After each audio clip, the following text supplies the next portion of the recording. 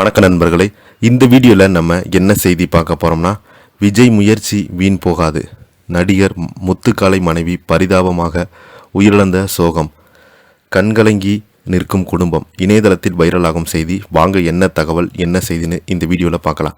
அதுக்கு முன்னாடி முதன்முறையாக நம்ம சேனலை ஃபஸ்ட் டைம் பார்க்குறீங்கன்னா சப்ஸ்கிரைப் பண்ணாதவங்களாம் சப்ஸ்கிரைப் பண்ணிக்கோங்க. பெல் பட்டன் சிம்பளமிக்கி நம்ம சேனலோட நோட்டிஃபிகேஷனை எனபிள் பண்ணிக்கோங்க. நாங்கள் போடுற வீடியோ எல்லாமே உங்களுக்கு உடனுக்குடனே வந்து சேரும். வாங்க என்ன தகவல்னு பார்க்கலாம். நடிகர் முத்துக்காளவினுடைய மனைவி மாலதி கடந்த சில வாரங்களாகவே உடல்நலக் குறைவால் மருத்துவமனையில் சிகிச்சை பெற்று வந்த நிலையில் நேற்று உயிரிழந்ததாக வெளியான தகவல் திரையுலகினரையும் ரசிகர்களையும் சோகத்தில் ஆழ்த்தியுள்ளது.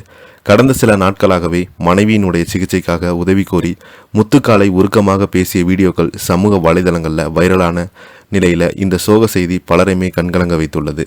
நகைச்சுவை நடிகர் ரசிகர்களால் சிரிக்க வைத்த முத்துக்காளை நிஜ வாழ்க்கையில் கடுமையான சோதனை எதிர்கொண்டு வருகிறார். அவருடைய மனைவி மாலதி கடந்த 19 நாட்களாக மருத்துவமனையில் தீவிர சிகிச்சை பெற்று வந்ததாக சொல்லப்படுகிறது. குடும்பத்தினரை உயிரை பிடித்து போராடி கொண்டிருந்த நிலையில் இன்று காலை சிகிச்சை பலனின்றி உயிரிழந்ததாக தகவல்கள் வெளியாகியுள்ளது. மாலதிக்கு வயது 47 என சொல்லப்படுகிறது. அவரது உடல் இறுதி அஞ்சலிக்காக சொந்த ஊரான விருதுநகர் மாவட்டம் ராஜபாளையம் அருகே உள்ள பகுதியில் கொண்டு செல்லப்படுகிறது.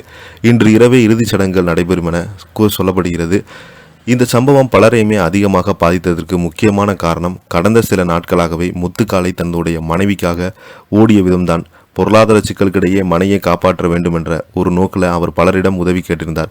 சமீபத்தில் தமிழ்நாடு முதலமைச்சரிடம் கூட வீடியோ மூலம் உதவி கோரி விருக்கமாக பேசியிருந்தார். அந்த வீடியோ வெளியாகதுமே பெரும் பரபரப்பு ஏற்பட்டது. உடனடியாக அரசு தரப்பிலிருந்து உதவி சென்றதாக சொல்லப்படுகிறது.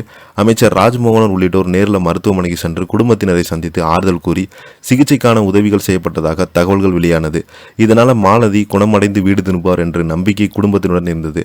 ஆனால் இறுதியில் அந்த நம்பிக்கை உடைந்து விட்டது. முத்துக்காளை குறித்து பேசும்போது பலருக்குமே அவர் ஒரு காமெடி நடிகராகத்தான் நினைவுக்கு வரும். ஆனால் சினிமாவில் அவர் செய்த பயணம் எளிதல்ல.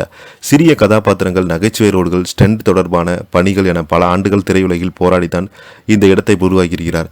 பெரிய நட்சத்திரங்கள் படங்களும் சிறிய ஆனால் நினைவிற்கு நிற்கும் கதாபாத்திரம் நடித்தாங்க.